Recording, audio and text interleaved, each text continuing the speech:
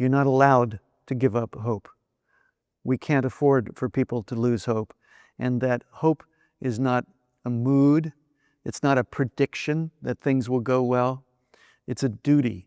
It's an act of the will.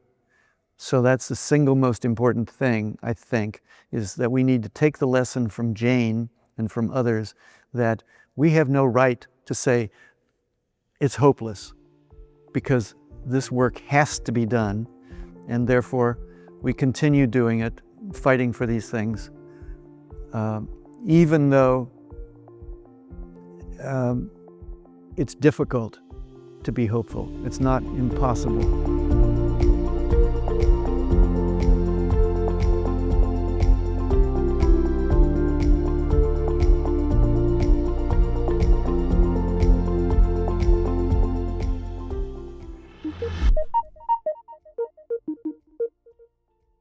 Welcome, Dr. David Quammen.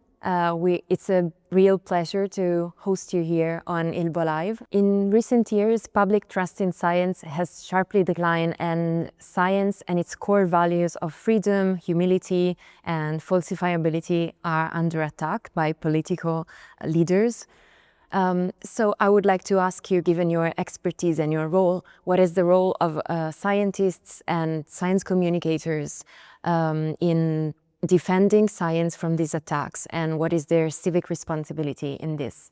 Well, as you say, this is a very difficult time for science, for scientists, for them to work, for them to maintain their funding, for them to maintain their jobs, for them to be able to publish their results. It's very difficult, particularly in my country, but not just in my country, I realize. There are challenges in Italy too, and challenges in other countries in Europe, challenges in certainly in Hungary, challenges in Turkey, challenges everywhere. And there are essentially two kinds of challenges to science right now. One is what you mentioned, the public misunderstanding and distrust and loss of respect for science. And the second is political attacks on science, direct political attacks by political leaders whose own interests don't coincide with the respected, persuasive findings of science. And those two problems are related, but they're not exactly the same problem. Science communicators like me and like you and like others have a very important responsibility to help with the first of those two, with public appreciation for science, public understanding of science. And one of the things that we need to do, and that I try to do, is help the public to understand that science is not a body of unchanging truths. It's not an encyclopedia of facts. It's a process. It's a human process of discovering more and more accurate explanations for the physical world, for the world of nature, understandings of the world of nature. And it works by experiment, it works by observation, it works by various different kinds of empirical analysis, data, gathering data, and then forming hypotheses that explain the data. And correcting itself. Scientists correct one another when they make a mistake, when they get something wrong, and they correct themselves when they get something wrong. That's one of the things that makes science unique. Most other professions, most other kinds of people have zero interest in correcting themselves. But science, as embodied so courageously by Charles Darwin, who I've been writing about, has that ethic built in. When we make mistakes, and we do make mistakes sometimes, we correct them and we bring them into accord with the latest facts. I try and make that clear in my work, writing about not just about science and discoveries and ideas, but about scientists, about the people, the women and the men who do the science, human people. It's a human activity the same way ballet and grandmaster chess and opera are human activities. So we have to help people to understand that. And if they understand that, they will understand why science sometimes changes what it says. Not because there's anything false or deceptive about it, but because that's how science works. And then there's the political problem with science, because there are some elected leaders who don't understand science. They are ignorant of what science is and what science says, and they think that they can make the world be what they want it to be. I won't mention any names, not even the name of the president of my country. But it's clear.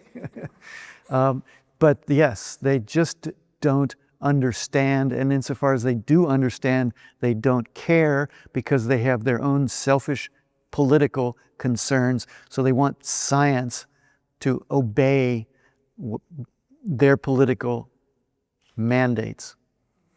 And that's a problem for science. It's a problem particularly because science now depends on a lot of government funding.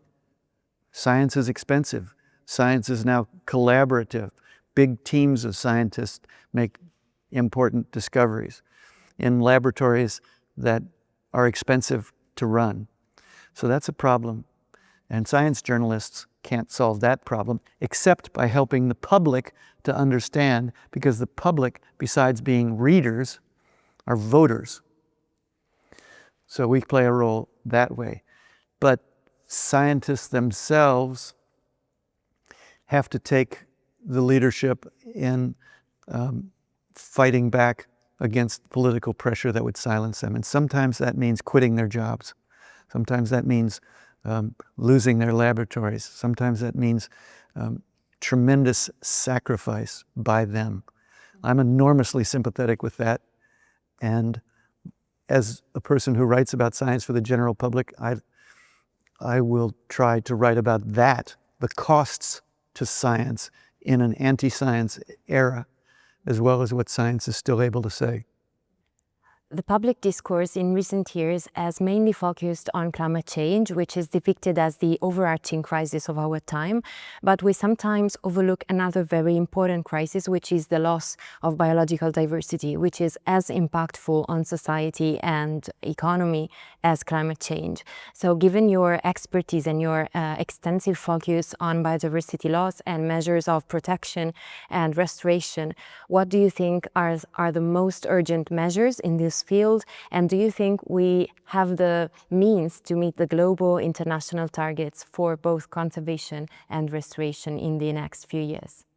Yes, so as you say, we have multiple systemic challenges, problems, not just climate change, but biodiversity loss, and as I added, the emergence of new dangerous diseases and health situations, not just the emergence of new viruses, but the emergence of antibiotic-resistant bacteria too, which is also killing millions of people around the world.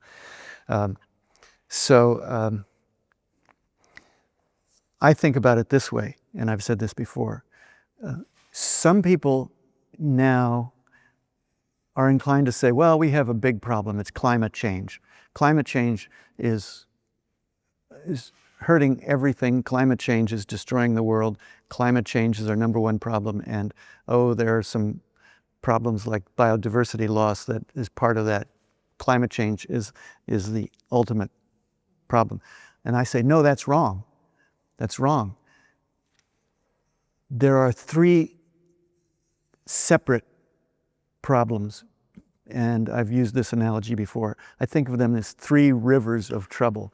3 massive, flooding, brown, churning rivers of trouble. And they're flowing parallel. Climate change is one, loss of biological diversity is another, the emergence of disease threats, new disease threats, is a third. There are some connections between them, some channels, but they're basically separate except at their source. And their source is one source. And it's as though these 3 brown rivers of trouble were all being fed by the melting of a great snowfield on a mountain, feeding these 3 rivers. And what is melting the snowfield is the ultimate problem. And what is doing that is human population size multiplied by human consumption, including waste.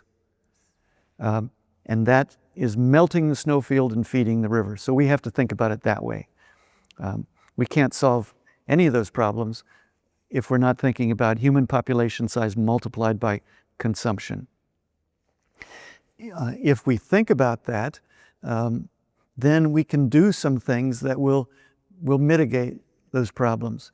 Climate change is going to be very difficult because it has so much momentum already that we will need to make drastic changes to have any significant impact in mitigating that problem.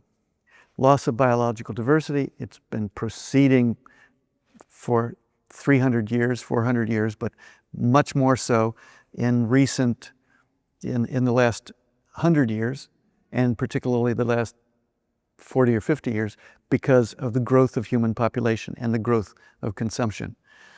Emerging diseases has gotten worse.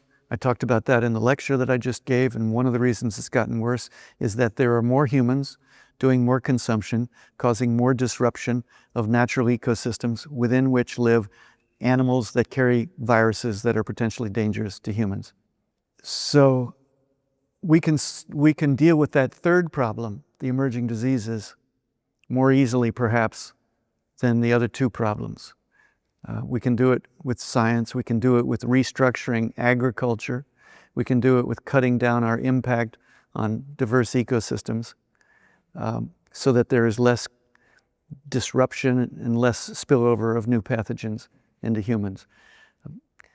Loss of biological diversity is the one that I find the most heartbreaking because we're losing beauty and variety from this planet. And that can never be fixed.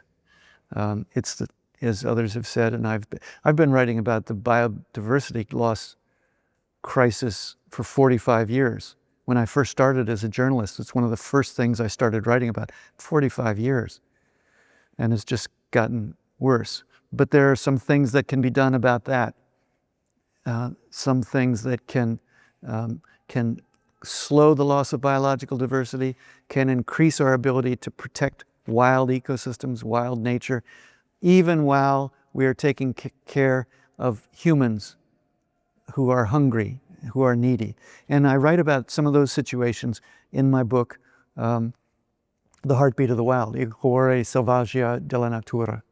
I write about some of them there, some positive examples, such as Gorongosa National Park in Mozambique, where there is a wonderful park that has been restored from being a war zone, and now it's containing, again, thanks to restoration and protection, it's containing many of the wild species that it had lost. And it's also performing a great service to the people, the struggling people in the area around the park. And then there's climate change. And climate change is something that I take very seriously, but it's not something I've ever written about. I've never written a book about climate change. I've never even written articles about it. I've let other people do that, and I've followed them as a citizen the way all of us do. But it seems hard to imagine, but not impossible, that we can make the changes that are necessary.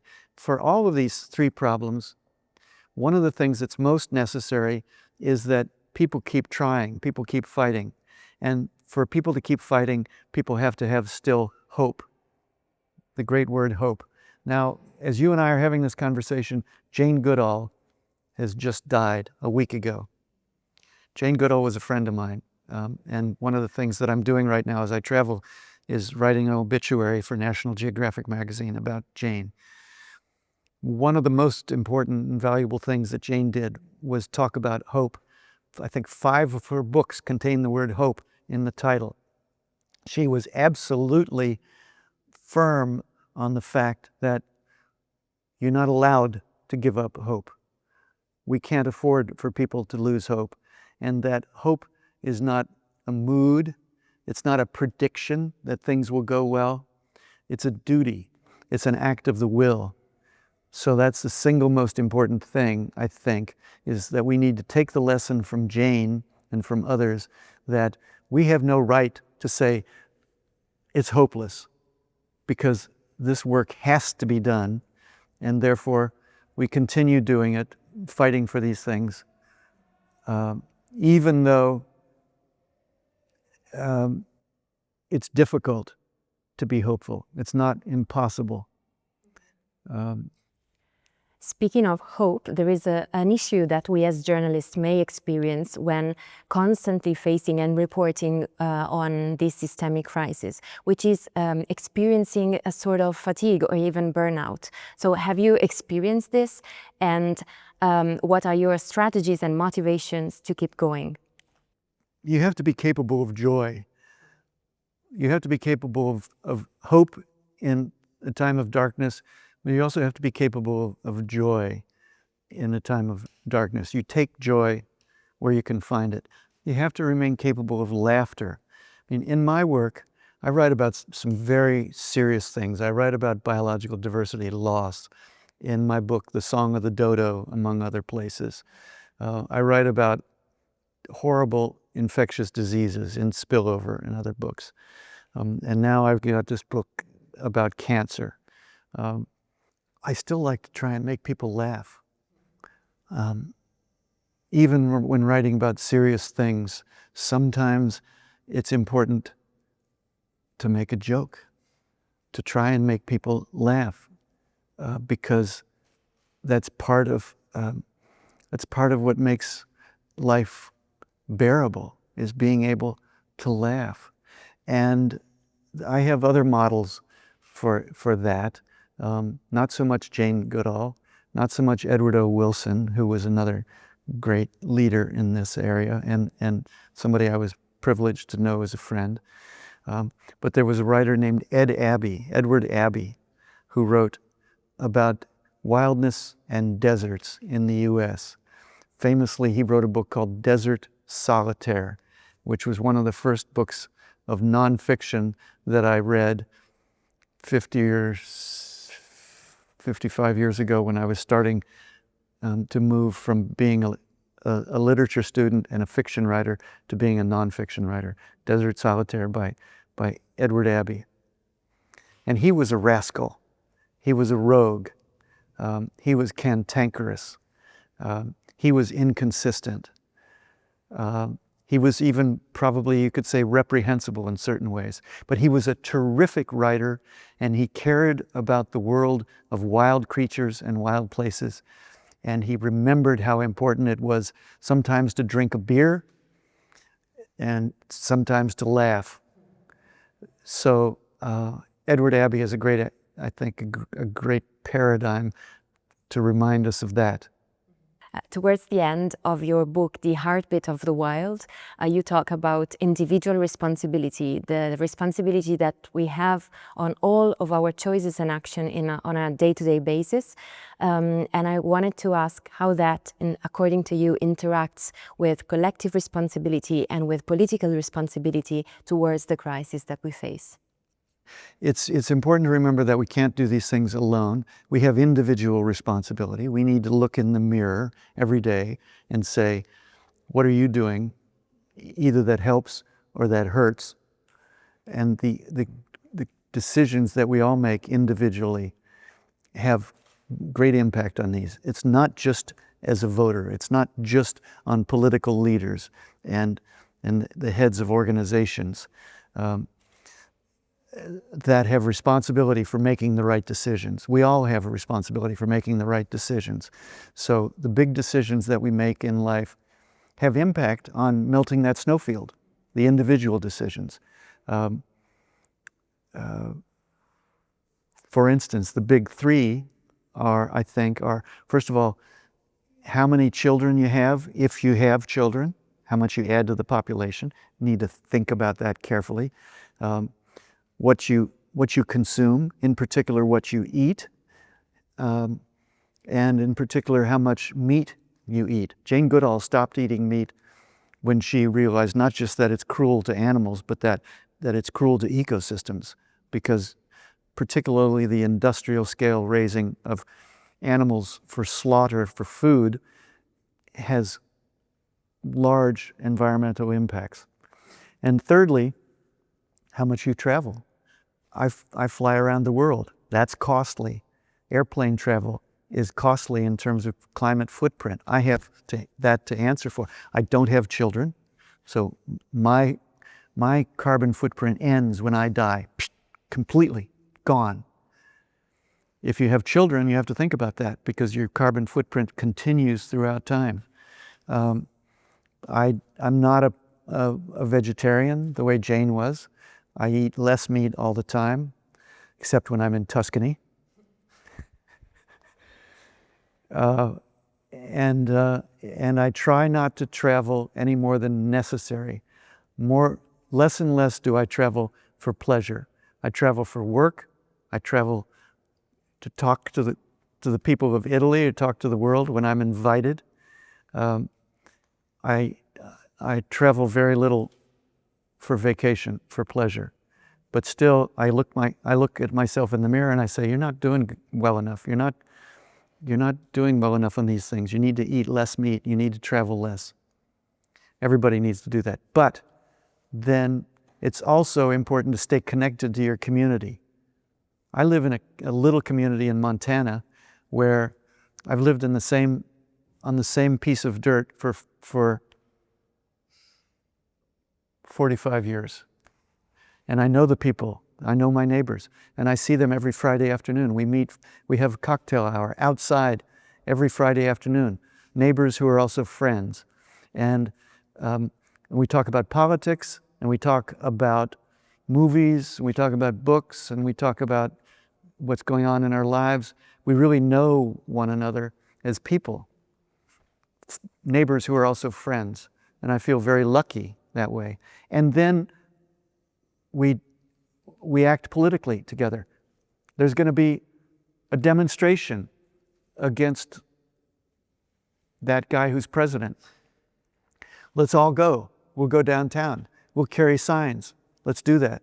Or there's going to be an issue in city government that just is going to affect our little town. Let's go. Let's go to that meeting. Let's make ourselves known. So it's important to be part of communities, part of organizations as well, both those things. Thank you very much, David Quammen, for being here and for your time and insights. You're very welcome, Sophia. You're very welcome. Good luck with your work and good luck with this.